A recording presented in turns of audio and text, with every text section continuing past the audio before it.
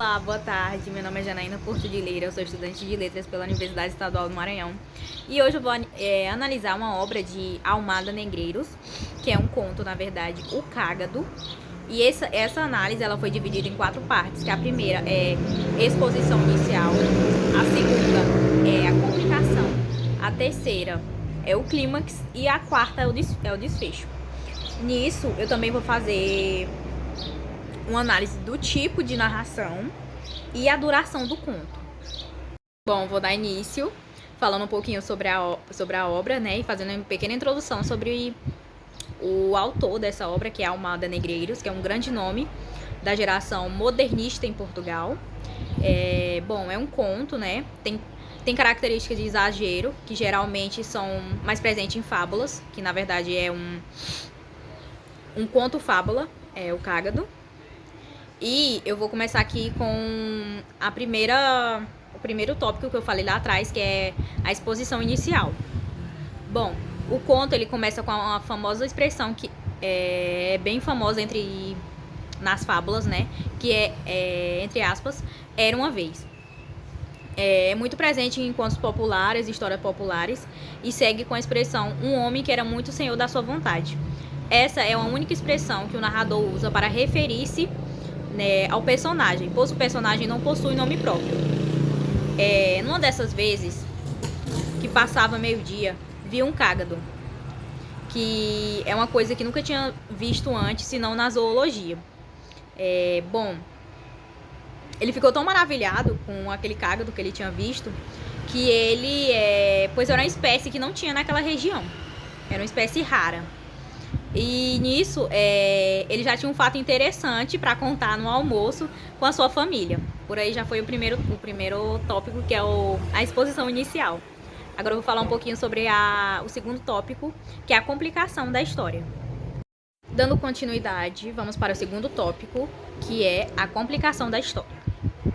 Bom, estava tudo bem, não havia nenhum conflito, até que, no trajeto rumo à sua casa, o homem imagina que sua família não acreditaria na notícia, né, que ele tinha visto esse cágado.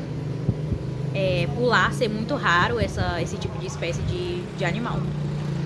O homem imagina que a sua família não acreditaria nisso, por ele não levar o cágado para casa para mostrar que ele realmente tinha visto e aí provar aquilo, né?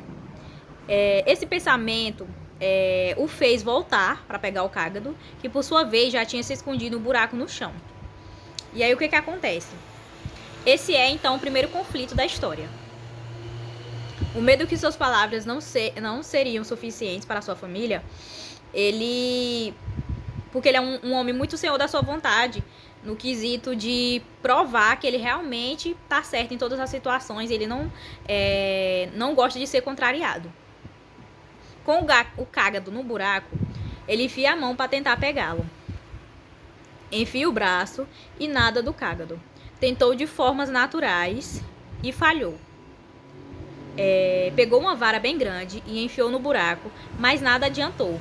Quando ele soltou a vara no buraco, viu que o buraco era maior do que ele imaginava. Com isso, pensou em outras formas de tentar tirar o cágado daquele buraco. E aí ele lembrou, né, de um tanque de lavadeiras. E aí o balde já estava... Bom, o balde estava ao lado e era grande. E ele começou a colocar os baldes e mais baldes e água no buraco. Faltando 2 para completar 100 e nada de água sair para fora, ele pensou tipos de buracos existentes.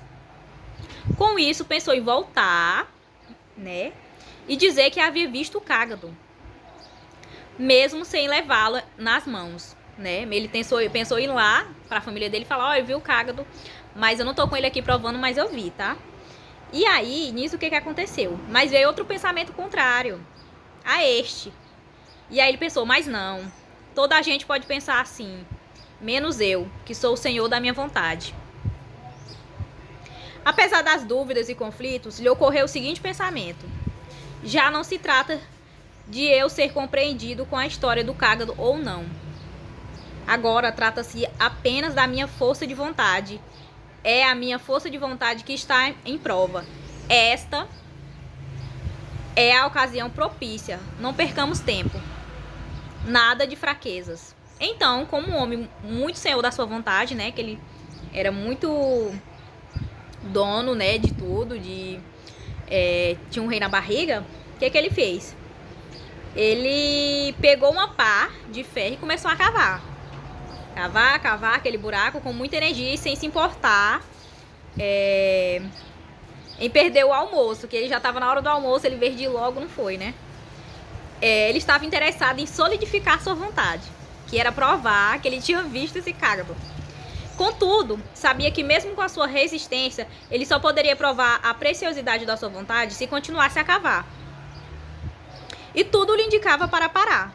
Mas continuou cavando com a sua energia vital. Era um buraco interminável. O homem notou a quantidade de covas que havia cavado. Estava indiferente. Tentou pensar em novas decisões, mas, caindo em si, viu que não tinha o que fazer. Estava cansado. Lembrava da sua cama, do conforto da casa dele, em vez de voltar, não, estava lá cavando buraco atrás desse cágado.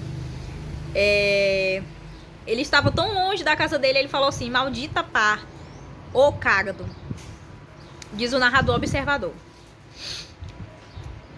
Bom, continuando, vou falar um pouquinho sobre o clímax da história, que é o terceiro tópico. Bom, indignado, ele bate fortemente com a pá no fundo do buraco, porque ele não tá achando o cágado. E aí, fazendo com que a pá escorregue de suas mãos e penetre na terra, mais fundo do que ele queria, abrindo assim uma greta por onde ele viu que há muito tempo que ele não via a luz do sol. Ou seja, ele já estava bem fundo já tinha cavado muito e estava lá, não estava vendo a luz do sol mais de tão longe que ele estava. Primeiramente ele sentiu alegria, que durou só 3 segundos. Ficou espantado quando viu que tinha furado a terra de um lado para o outro. Com as unhas, alargou a greta e saiu para fora. Era um país estrangeiro, já tinha chegado em outro mundo. Saiu desse mundo, cavou tanto que chegou no outro. Tudo era estranho, as pessoas e as coisas eram diferentes do que ele lembrava. E o mais estranho foi que quando ele resolveu sair para fora e tentar andar como as outras pessoas, o sangue lhe subiu à cabeça, pois ficar de pé era como estar de cabeça para baixo. E só podia ver as coisas se fosse de cabeça para baixo. Ele queria então voltar à sua casa. Então entrou no buraco e andou o buraco inteiro ao contrário, até transpassar toda a terra e chegar em sua casa. Estava cansadíssimo, né, dessa correria, desse cava-cava, e queria dormir na sua cama, mas a cidade inteira foi soterrada pela areia. E então ele pegou outra pá e começou a desfazer o monte da Europa que ele tinha criado. Na medida em que ele ia desfazendo o monte, o alto dos montes naturais iam surgindo. As torres, os telhados das casas, até que toda a areia foi retirada. Muitas pessoas estavam sujas de areia e muitas ficaram aleijadas, mas o restante estava bem.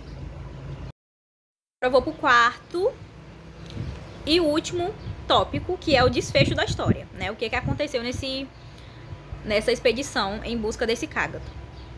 Bom, ele já podia ir para sua casa, mas depois de tudo que ele tinha feito, viu que valia a pena trazer de volta todas as pasadas de terra ao buraco, né? Queria pegar aquela terra, aquele monte de terra que ele tinha cavado e jogar no buraco de volta. Faltava apenas algumas dúzias.